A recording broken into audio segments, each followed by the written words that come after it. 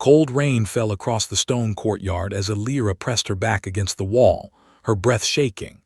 The steward's voice echoed behind her, sharp and final.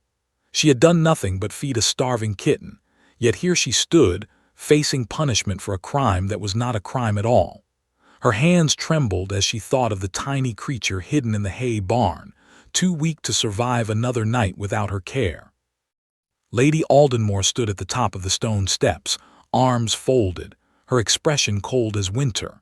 She called Elira forward, her voice carrying across the silent courtyard where every servant had been ordered to watch. Elira's heart pounded as she stepped forward, refusing to let her fear show.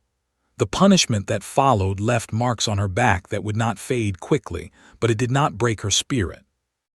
Long after the courtyard emptied, she limped to the barn, holding back tears as she checked on the kitten. It mewed weakly and nuzzled her hand, and despite everything, she smiled through her pain. She whispered to it that she did not regret saving its life, no matter what it cost her. That night, sleep would not come easily, but a strange determination settled inside her. She had always believed kindness mattered, even in a place ruled by cruelty. The manor's grand halls hid a truth few dared speak of, a truth built on fear and silence. Servants whispered only when certain no one listened, afraid that even a kind word could bring punishment.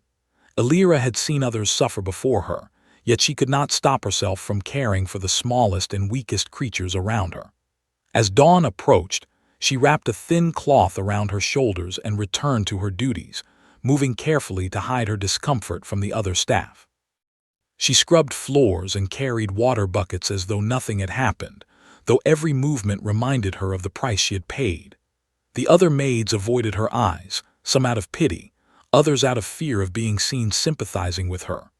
Only old Marta, the elderly cook, offered her a warm cup of broth when no one was watching.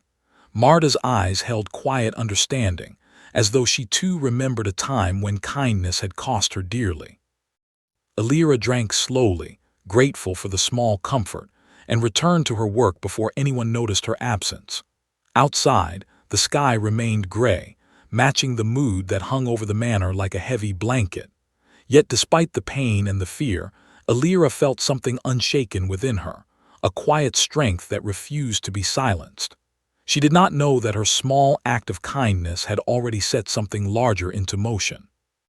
Far beyond the manor gates, a carriage was making its way down the muddy road, carrying a visitor whose arrival would change everything. None of the servants knew yet who approached, but soon, the walls of Aldenmore Manor would tremble with truths long hidden. For now, Elira simply held on to hope, cradling the small kitten close to her heart, unaware that its survival would soon awaken a storm no one could stop. The carriage rolled through the manor gates just as the rain began to ease, its wheels splashing through puddles that had formed overnight. Duke Roe Ashcombe stepped down, his sharp eyes taking in the grand structure before him, though something about the silence of the courtyard unsettled him. He had come to discuss an alliance with Lord Aldenmore, yet the tense atmosphere among the staff caught his attention immediately. Servants moved quickly and quietly, avoiding eye contact, as though fear itself lived within the walls. Lord and Lady Aldenmore greeted him with practiced smiles, offering warm words and promises of hospitality, but the Duke had spent years reading people, and something felt hollow beneath their politeness. During a tour of the gardens, he noticed a young woman kneeling near the stable, gently coaxing a small kitten to drink milk from a cloth. Her movements were careful, tender, yet strained, as though every motion caused her discomfort. When she reached for a nearby basket, her sleeve shifted, revealing marks along her arm that she quickly covered again. The Duke paused, his curiosity turning into concern. He approached her slowly, careful not to startle her, and asked simple questions about her work and the animals she cared for. Elira answered politely, keeping her eyes low, unwilling to draw attention to herself. Yet the Duke noticed the way she winced when she straightened her back, and the way her voice trembled slightly when she mentioned punishment for keeping strays. He asked gently if she was all right, and she assured him she was, though her eyes told a different story. Something about her quiet strength stayed with him long after their conversation ended. As he continued through the manor, He observed servants flinching at sudden sounds, and noticed how quickly conversations stopped whenever Lady Aldenmore passed by. He began to realize that the polished elegance of the manor concealed something far darker beneath its surface. That evening, during dinner, Lord Aldenmore spoke proudly of discipline and order, claiming that a well-run household required strict control over its staff. The Duke listened carefully, masking his growing unease behind polite nods. Later that night, unable to sleep, he walked through the quiet halls, his mind returning to the young woman in the garden. Her calm resilience in the face of clear suffering troubled him deeply. He had seen many households during his travels, but few carried such heavy silence within their walls. As he stood by a window overlooking the stable, he noticed a faint light flickering inside, and curiosity pulled him toward it. He saw Alira there again, gently tending to the kitten by candlelight, her face calm despite everything she had endured. The Duke stayed in the shadows for a moment, watching her quiet dedication, and something inside him hardened with resolve. He did not yet know the full truth, but he understood one thing clearly. Whatever secrets Aldenmore Manor held, he intended to uncover them, no matter the cost to the alliance he had come to build. The next morning the Duke rose early, his thoughts still lingering on what he had witnessed the night before. Rather than joining Lord Aldenmore for the planned discussions, he chose to wander through the manor grounds, hoping to learn more about the household's true nature. He found Marta, the elderly cook, preparing breakfast in the kitchen and struck up a friendly conversation about the manor's history. Marta, sensing his genuine concern, spoke carefully at first, testing whether he could be trusted. The Duke reassured her that he only wished to understand the truth, and slowly, she began to share what she had witnessed over the years. She spoke of servants punished harshly for small mistakes, of meals withheld as discipline, and of a fear that had settled over the household like a permanent shadow. She mentioned a servant who had once tried to protect an injured dog and suffered greatly for it, never fully recovering from the experience. The Duke listened intently, his expression darkening with each new detail. He asked about Alira specifically, and Marta's eyes softened with sympathy. She explained that Alira had always shown kindness to every creature she encountered, even when it brought her nothing but hardship. The Duke realized that the young woman's compassion had made her a frequent target of the household's harsh rules. Determined to learn more, he began quietly observing the daily routines of the staff, noticing patterns of control and fear that extended far beyond what he had first imagined. He watched as servants moved briskly under Lady Aldenmore's sharp gaze, flinching whenever she raised her voice.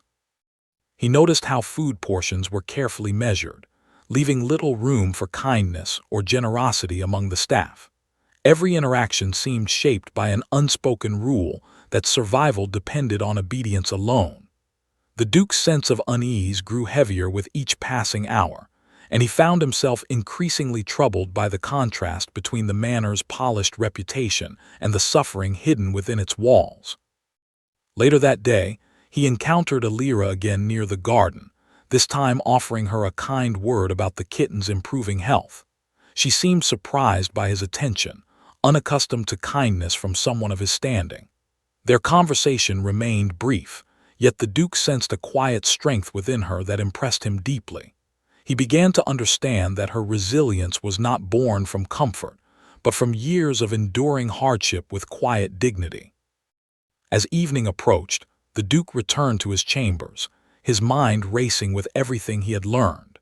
He realized that the alliance he had come to discuss now felt insignificant compared to the truth he had uncovered. Determined to act, he resolved to confront Lord and Lady Aldenmore directly, refusing to remain silent about the suffering he had witnessed. The manor's calm exterior no longer fooled him, and he understood that change would not come without confrontation. The following morning, the Duke requested a private meeting with Lord and Lady Aldenmore, his tone calm but firm. They welcomed him into the study, expecting to finalize the terms of their alliance, unaware of what he intended to discuss. He began by describing what he had witnessed since his arrival, speaking plainly about the fear that gripped their household and the harsh treatment endured by their staff. Lord Aldenmore's expression shifted from confusion to irritation, insisting that strict discipline was necessary to maintain order among servants. Lady Aldenmore added coldly that a household could not function without firm control, dismissing his concerns as misplaced sympathy for people beneath his station. The Duke remained composed, though his frustration grew with every dismissive remark they made. He spoke of Alira specifically, describing the marks he had seen, and the quiet suffering she endured simply for showing kindness to a helpless animal. Lady Aldenmore scoffed, calling the punishment necessary and insisting that servants must learn obedience through consequence. Her casual cruelty struck the Duke deeply, revealing a heart untouched by empathy. He informed them plainly that he could not, in good conscience, proceed with any alliance built upon such treatment of innocent people. Lord Aldenmore attempted to soften the moment, offering assurances and promises of change, but the Duke recognized empty words when he heard them.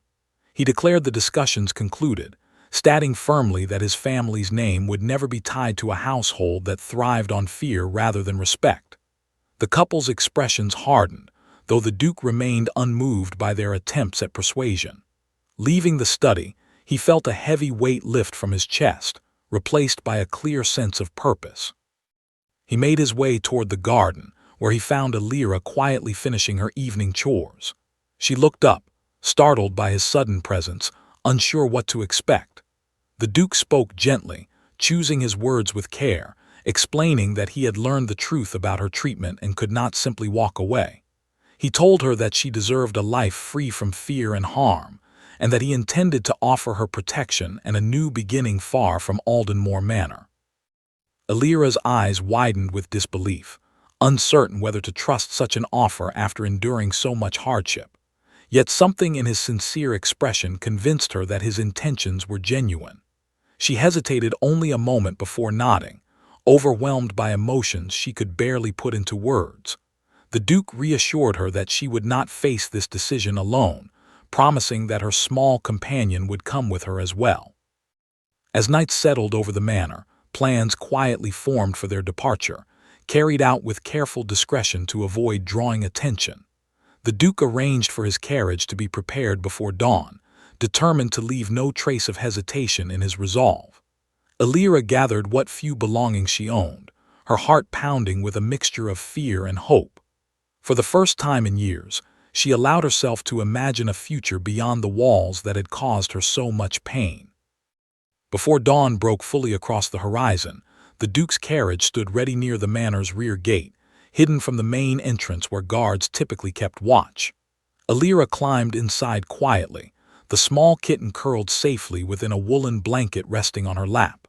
Her hands trembled slightly, though this time it was from anticipation rather than fear. The Duke joined her moments later, his expression calm yet resolute, as though he had already decided what needed to happen next. He instructed his men to prepare torches, his voice steady despite the seriousness of his command. As the first light of morning touched the sky, flames began to rise along the manor's outer walls, spreading quickly through empty corridors that had long echoed with silence and control. The Duke had ensured that every servant and resident had already been guided safely outside, leaving no one in harm's way, yet leaving behind the foundation of cruelty that had defined the estate for so long. Lord and Lady Aldenmore rushed from their chambers, shock and disbelief written across their faces as they watched their grand home consumed by fire. Their voices rose in protest, though no one moved to stop what had already been set into motion. The Duke watched from a distance, his expression unreadable, knowing that this act symbolized far more than destruction. It represented the end of an era built on fear, replaced by a quiet promise of justice for those who had suffered silently for years. As the carriage pulled away from the estate, Alira turned back briefly, watching smoke rise steadily into the morning sky. She felt no sorrow for the walls that had caused her so much pain, only a quiet sense of release settling within her chest. The kitten stirred gently in her lap, unaware of the significance of the moment, yet somehow offering comfort through its simple presence. The Duke reached over, offering a reassuring smile, his eyes reflecting genuine warmth rather than mere sympathy. He told her that her life was now her own, free from the fear that had shadowed her for so long. Elira allowed herself to smile for the first time in what felt like years, her heart lighter than she could ever remember. The road ahead stretched far beyond the burning manor, leading toward a future she had never dared to imagine. As the carriage moved steadily forward, the distant glow of flames faded behind them, replaced by the soft light of a new morning. Elira held the kitten close, grateful for the small creature that had unknowingly changed the course of her life. Beside her, the Duke remained silent, allowing the moment to settle naturally between them. Together, they moved toward a future built on kindness rather than fear, leaving behind the ashes of a past that no longer held any power over her.